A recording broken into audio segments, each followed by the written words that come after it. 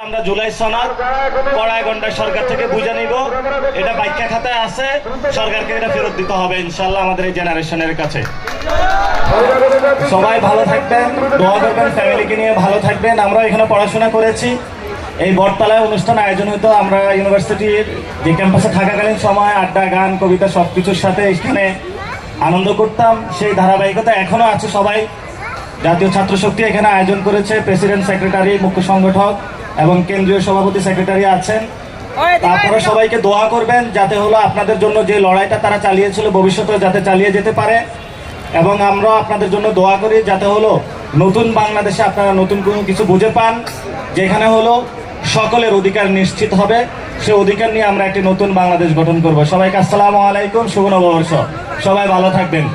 আর যারা এখানে ঢাকা আর্টের আছেন, আমাকে ভোট দিয়েছিলেন, আপনাদেরকে অনেক ধন্যবাদ জানাচ্ছি। কিছু তো দিতে পারি না, অ্যাটলিস্ট হলো ধন্যবাদটা জানানো উচিত। সবাইকে আসসালামু আলাইকুম। আপনাদেরকে আমরা বারবার বলতেছি